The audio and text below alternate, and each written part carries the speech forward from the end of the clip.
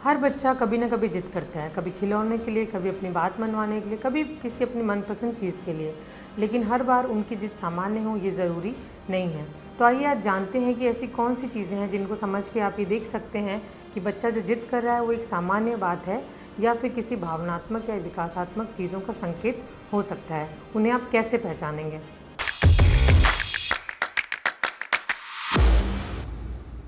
छोटी उम्र में जिद करना एक बहुत ही सामान्य बात हो सकती है, क्योंकि इस उम्र में ही बच्चे सीखते हैं अपनी इच्छाओं को जताना।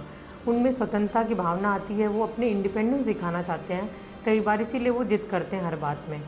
लेकिन अगर बच्चा आपकी किसी चीज़ को डिस्ट्रैक्ट करने से मान जाए, मान लीजिए बच्चा चॉकलेट खाने की जिद कर रहा है, किसी चीज़ को मांग रहा है बार बार अपनी बात मनवाने के लिए, और आप उसे डिस्ट्रैक्ट करते हैं, उसकी चीज़ों को दूसरी चीज़ पे शिफ्ट करते हैं उसके ध्यान को, और वो मान जाता है, आपसे ज़्यादा नाराज़ नहीं रहता, आपसे भावनात्मक रूप से जुड़ा भी रहता है, तो इसका मतलब वो एक चाइल्डहुड बिहेवियर कर रहा है। अपनी जो भी उसकी चीज़ें मनवानी थी उसे, उसके लिए वो प्रयास कर रहा है। तो ये एक उसकी एक साधारण जिद हो सकती है, क्योंकि बच्चा कुछ टाइम के बाद उसको भूल जाएगा।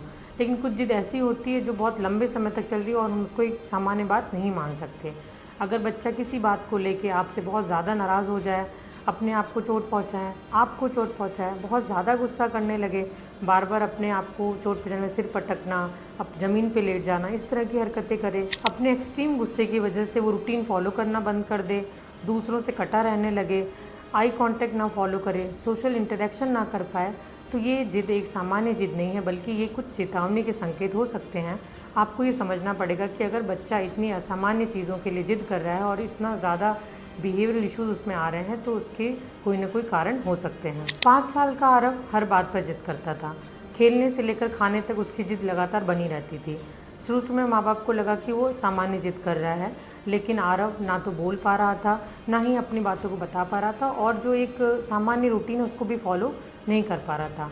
असेसमेंट करने पे पता चला कि आरव को ऑटिज़म स्पेक्ट्रम डिसऑर्डर है और उसको थेरेपी में जाने की सलाह दी गई।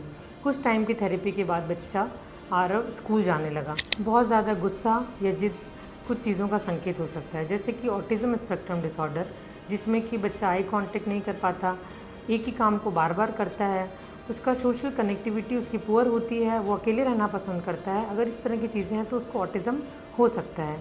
इसके अलावा ADHD में, जिसमें कि इनअटेंशन, हाइपर एक्टिविटी, जिसकी वजह से बच्चा चीज़ों को समझता नहीं और एक ही चीज़ को करने के लिए ज़िद करता है या इनअटेंटिव होता है। इसके अलावा एंजाइटी होने पर भी बच्चा ऐसा कर सकता है। किसी तरह का इमोशनल ट्रॉमा हो, सेंसरी प्रोसेसिंग डिसऑर्डर भी बच्चे को हो सकता है। सो पेरेंट्स को क्या करना चाहिए? अगर आपको लगता है कि बच्चा सामान्य से ज़्यादा ज़िद्दी है या फिर अलग व्यवहार कर रहा है, तो सबसे पहले आप किसी प्रोफेशनल की सलाह लें। एक साइकोलॉजिस्ट से उसका असेसमेंट करवाएं, ताकि ये पता चल पाए कि किस किस डोमेन में बच्चा डिले है या किस वजह से वो ऐसा बिहेवियर कर रहा है।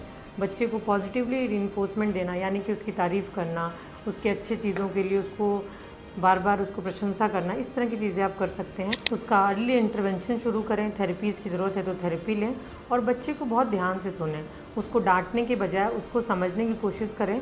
उसको ये देखें कि बच्चे को कौन सी प्रॉब्लम है जिसकी वजह से बच्चा इस तरह का असामान्य व्यवहार कर रहा है। हर जिद बुरी नहीं होती, लेकिन हर जिद को नज़रअंदाज करना भी सही नहीं है। सही समय पर सही संकेत पहचान के आप बच्चे का भविष्य बचा सकते हैं।